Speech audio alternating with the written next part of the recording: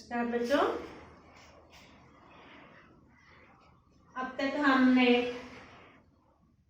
7 पाठ हमारे पाठ्य पुस्तक में से 7 पाठ और उपवाचक पाठ 2 पाठ हमने पढ़ा। आज हम 8वां पाठ क्या है? स्वराज्य की नींव।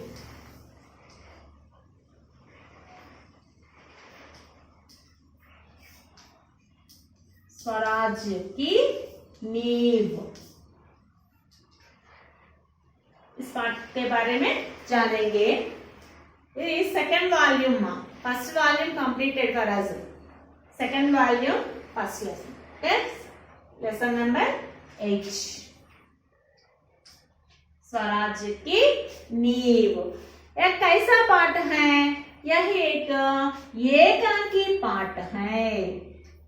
कैसा पाठ है? एकांकी पाठ है। एकांकी माने नाटक में एक अंग, నాటికలో ఒక భాగం, ఏదైనా ఒక సమస్యను తీసుకొని దాని మీద ఒక పార్ట్ అన్నమాట. నాటికలో ఒక పార్ట్, ఒక భాగం, దాన్ని ఏకాంకి అంటాం. ఓకే, ఇది ఎలాంటి పాఠం అంటే ఏకాంకి పాठ. इसका लेखक कौन है? विष्णु प्रभाकर. विष्णु प्रभाकर. स्वराज्य की नींव అంటే స్వరాజ్యం. स्वराज्य माने क्या है? स्वतंत्रता, स्वातंत्र, इंडिपेंडेंस. स्वराज्य की नींव, नींव का अर्थ क्या है? बेस, పునాది. ఇండిపెండెన్స్ తెలుగు రావడానికి ఇచ్చుకోవడానికి ముందు వేసినటువంటి బేస్, పునాది అన్నమాట. ఎప్పుడు జరిగింది అది?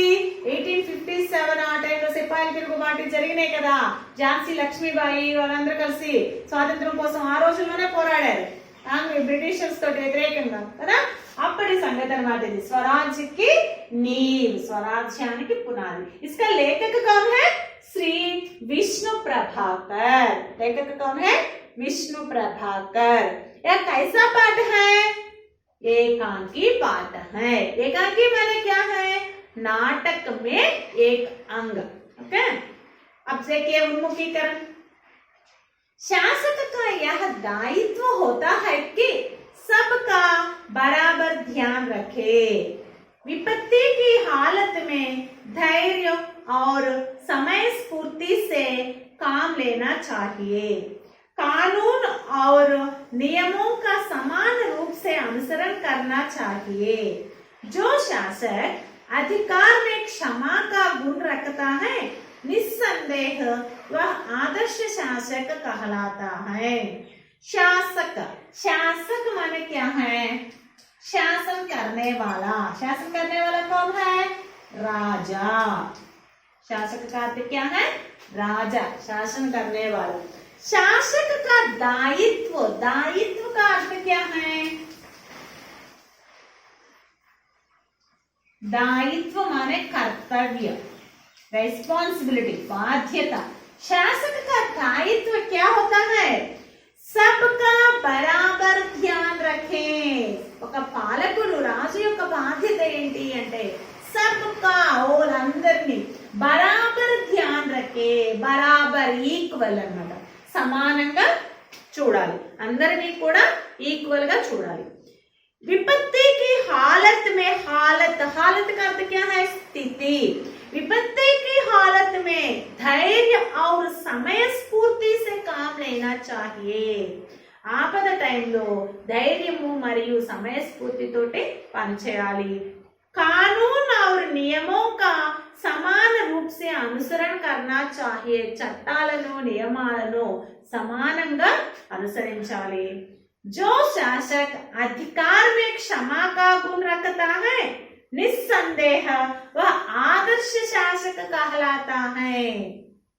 जो शासक, ये పాలకుడైతే అధికార్ में क्षमा का गुण रखता है, తన అధికారంలో క్షమా గుణాన్ని కలిగి ఉంటారో, वह कैसा शासक है?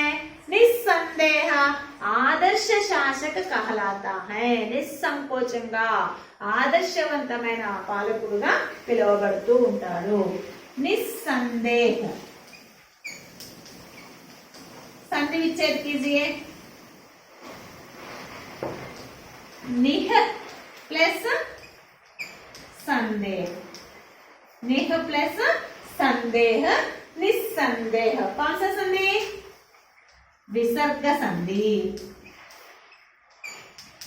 विसर्ग संधि, निस्संदेह, नेह प्लस संदेह, विसर्ग संधि। शासक, शासक का यह दायित्व होता है कि सबका బరాబర్ ధ్యాన్ రఖే। శాసక యొక్క కర్తవ్యం ఏంటి, పాలకుడి యొక్క కర్తవ్యం ఏంటి అంటే అందరినీ సమానమైన దృష్టితో చూడాలి। అలాగే విపత్తి की हालत में धैर्य और समय स्फूर्ति से काम लेना चाहिए। ఆపద టైంలో ధైర్యము మరియు సమయస్ఫూర్తితోటి పనిచేయాలి। कानून और नियमों का अनुसरण समान रूप से अनुसरण करना चाहिए। చట్టాన్ని నియమాల్ని సమానంగా ఈక్వల్ గా అనుసరించాలి। जो शासक अधिकार में क्षमा का गुण रखता है निस्संदेह वह आदर्श शासक कहलाता है। ఏ పాలకుడైతే తన అధికారంలో క్షమాగుణాన్ని కలిగి ఉంటారో నిస్సంకోచంగా అతడు ఆదర్శవంతమైన పాలకుడుగా పిలువబడతాడు। अब देखिए उन्मुखीकरण से संबंधित प्रश्न। शासक को विपत्ति की हालत में कैसे काम लेना चाहिए? ఆపద టైంలో ఒక పాలకుడు ఏ విధంగా పనిచేయాలి? शासक को विपत्ति की हालत में धैर्य और समय स्फूर्ति से काम लेना चाहिए। शासक को विपत्ति के समय हालत में धैर्य और समय स्फूर्ति से काम लेना चाहिए। आपकी नजर में आदर्श शासक के लक्षण क्या हो सकते हैं? नजर, नजर का अर्थ क्या है? दृष्टि, साइट। మీ దృష్టిలో ఒక ఆదర్శవంతమైన పాలకుని యొక్క లక్షణాలు ఏముండాలి?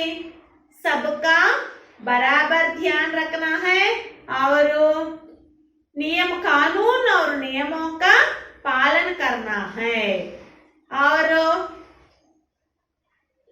क्या चाहिए? अधिकार में क्षमा का गुण रखना है।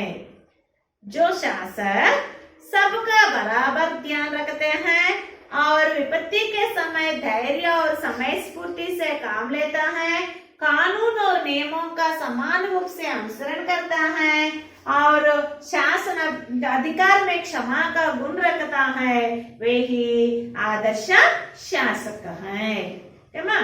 नेक्स्ट, सुव्यवस्थित शासन के लिए क्या गुण हो सकते हैं? ఒక మంచి పాలన కోసం ఎలాంటి గుణాలన్నీ సేమ్ అవే।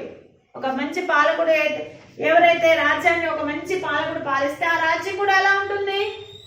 సుభిక్షంగా ఉంటుంది। అదే మంచి పాలన కదా। సో सुव्यवस्थित शासन के गुण क्या क्या है? सबको बराबर ध्यान रखना और कानून और नियमों का समान रूप से अनुसरण करना और अधिकार में क्षमा का गुण रखना आदि सुव्यवस्थित शासन के गुण है ना। नेक्स्ट, इस पाठ का उद्देश्य क्या है? इस पाठ हमें देने के लिए उद्देश्य क्या है? మనకి ఇవ్వడం కొరకు ఉద్దేశం ఏంటి? छात्रों को साहित्य में एकांकी विधा से परिचित कराना, एकांकी की भाषा व रचना शैली से अवगत कराना और एकांकी लेखन के लिए प्रोत्साहित करना एवं इसके साथ साथ छात्रों में देश के लिए समर्पित होने की भावना का विकास करना इसका उद्देश्य है। इस पाठ का उद्देश्य क्या है? छात्रों को साहित्य में एकांकी विधा से परिचित करना। మనకి ఇప్పటి వరకు कहानी लिखने की विधा और कविता की विधा आदि को परिचय किया। नेक्स्ट, निबंध कैसे लिखते हैं, उसी तरह ఏకాంకి విధా से परिचित करना, అలాగే ఏకాంకి రాసే పద్ధతిని పరిచయం చేయాలి। ఏకాంకి की भाषा व रचना शैली से अवगत कराना, ఆ ఏకాంకి యొక్క భాష, ఆ రాసేటువంటి ఆ పద్ధతిని గురించి తెలియచేయడం। और ఏకాంకి లేఖन के लिए प्रोत्साहित करना, ఏకాంకిని రాయడానికి ప్రోత్సహించడం। एवं इसके साथ साथ మరియు దీంతో పాటుగా छात्रों में देश के लिए समर्पित होने की भावना विकास करना। స్టూడెంట్స్ లో దేశం కోసం వాళ్ళు అర్పించుకుని ఆత్మార్పణ చేసేటువంటి ఆ భావాన్ని డెవలప్ చేయడం इसका मुख्य उद्देश्य है। इस पाठ का उद्देश्य क्या है? छात्रों में साहित्य में एकांकी की विधा का परिचय कराना, ఏకాంకి పద్ధతిని తెలియచేయడము। నెక్స్ట్ ఏకాంకి की भाषा व रचना शैली की अवगत कराना, ఏకాంకి భాష మరియు ఆ రచనా పద్ధతిని తెలియచేయడము। ఏకాంకి లేఖన్ के लिए प्रोत्साहित करना, ఏకాంకిని రాయడానికి ప్రోత్సహించడము। एवं इसके साथ साथ छात्रों में देश के लिए समर्पित करने की भावना विकास करना इसका मुख्य उद्देश्य है। नेक्स्ट विधा विशेष, यह कैसा पाठ है? स्वराज की नींव, यह एक एकांकी पाठ है। कैसा पाठ है? एकांकी पाठ है। एकांकी साहित्य की वह विधा है जो नाटक के समान अभिनय से संबंधित है। ఏకాంకి అనేది సాహిత్యంలో ఎలాంటి పద్ధతి అంటే ఇదైతే నాటకకే సమాన్, ఒక డ్రామా లాగా, అభినయ से संबंधित है, యాక్టింగ్ కి సంబంధించినది। ఏకాంకి का अर्थ है एक अंक वाला। ఏకాంకి అంటే అర్థం ఏంటి? ఏకాంకి का अर्थ क्या है? एक अंक वाला, ఒక భాగం, ఒక అంకం కలిగినటువంటిది। నాటికలో ఒక అంకం, एक अंक वाला। एकांकी में किसी एक ही समस्या को बताया जाता है। ఈ ఏకాంకిలో ఏదో ఒక సమస్యను గురించి చెప్పబడుతుంది। यह एक ऐतिहासिक घटना प्रधान ఏకాంకి है। కాబట్టి మనకి ఇచ్చినటువంటి స్వరాజ్ కి నీవ్ అనేటువంటి ఏకాంకి పాఠం దేనికి సంబంధించినది? ఒక చారిత్రాత్మకమైనటువంటి సంఘటన, చరిత్రకు సంబంధించినటువంటి సంఘటన। ఐతిహాసిక్, ఐతిహాసిక్, ఐతిహాసిक అంటే ఇతిహాస్ ప్లస్ ఇక్। సో ఐతిహాసిక్ లో ప్రత్యయం ఏంటి? ఇక్। ఐతిహాసిక్, ఇతిహాస్ అంటే హిస్టరీ, ఐతిహాస్ అనే శబ్దానికి ఇక్ అనే ప్రత్యయం చేర్చడం వల్ల ఐతిహాసిక్, హిస్టారికల్ అవుతుంది। ఓకే, సో ఐతిహాసిక ప్రత్యయం ఇక్। ఇది ఎలాంటి ఏకాంకి అంటే ఒక హిస్టారికల్ కి సంబంధించినటువంటి, ఒక సంఘటనకి సంబంధించినటువంటి ఏకాంకి। ఓకే, చారిత్రాత్మకమైన ఘటనకి సంబంధించిన ఏకాంకి ఈ స్వరాజ్ की नींव। आप देखिए लेखक परिचय, कंपल्सरी लेखक परिचय, कवि परिचय गानी लेखक परिचय गानी क्वेश्चन ఉంటుంది కదమ్మా మనకి। लेखक कौन है? विष्णु प्रभाकर। विष्णु प्रभाकर का जन्म सन 1912 में हुआ। विष्णु प्रभाकर का जन्म कब हुआ? विष्णु प्रभाकर का जन्म सन 1912 జన్మించారు। वे ఆదర్శ ప్రియ వ్యక్తి थे। అతడు ఆదర్శవంతమైన, ఆదర్శాలను ప్రేమించేటువంటి వ్యక్తి। इन्हें प्रेमचंद परंपरा का आदर्शोन्मुख यथार्थवादी लेखक कहा जाता है। మన ప్రేమచంద్ కూడా అలా చెప్పుకున్న ఆదర్శోన్ముఖ యథార్థవాది లేఖక అంటే అతను కూడా స్టోరీస్ ఎలా రాసేవాడు? ఒక ఆదర్శాన్ని తీసుకుని ఆదర్శవంతమైనటువంటి స్టోరీస్ రాసేవాడు। సమాజంలో జరుగుతున్నటువంటి సంఘటనలనే, అతను సమస్యలనే చూపిస్తూ స్టోరీలు రాసేవాడు। సో అదే విధంగా ఈయన కూడా ఆయన వారసత్వానికి చెందినటువంటి వాడే। ఇతన్ని కూడా ఆదర్శోన్ముఖ యథార్థవాది లేఖక్ అని పిలుస్తూ ఉంటారు। ఏమని పిలుస్తారు ఈయన్ని? ప్రేమచంద్ వారసత్వానికి చెందినటువంటి ఆదర్శోన్ముఖ, ఆదర్శోన్ముఖ यथार्थवादी, आदर्शोन्मुख यथार्थवादी लेखक कहा जाता है। आदर्शोन्मुख यथार्थवादी लेखक कहा जाता है। आवारा मसीहा नामक रचना पर इन्हें सोवियत लैंड नेहरू पुरस्कार से सम्मानित किया गया। इन रचना ఏంటి ఆవారా మసీహా ఆవారా ఈయన విష్ణు ప్రభాకర్ రచించినటువంటి ఆవారా మసీహా అనే రచనకి ఏ అవార్డు వచ్చింది Soviet land Nehru Soviet land Nehru पुरस्कार मिला। विष्णु प्रभाकर के आवारा मसीहा नामक रचना के लिए सोवियत लैंड नेहरू पुरस्कार मिला। भारत सरकार ने इन्हें पद्म भूषण से सम्मानित किया। अंतेकाकुंडा इन्हें इंकोक अवार्ड ఏంటి పద్మభూషణ్ మన ఇండియన్ గవర్నమెంట్ వారు పద్మభూషణ్ అనే అవార్డుతో దీన్ని గౌరవించారు పద్మభూషణ్। स्वराज्य की नींव एक एकांकी पाठ है। इसका एकांकीकार लेखक किया या एकांकीकार श्री विष्णु प्रभाकर जी है। विष्णु प्रभाकर का जन्म सन 1912 में हुआ। वे प्रेमचंद की परंपरा के आदर्शोन्मुख यथार्थवादी लेखक कहा जाता था।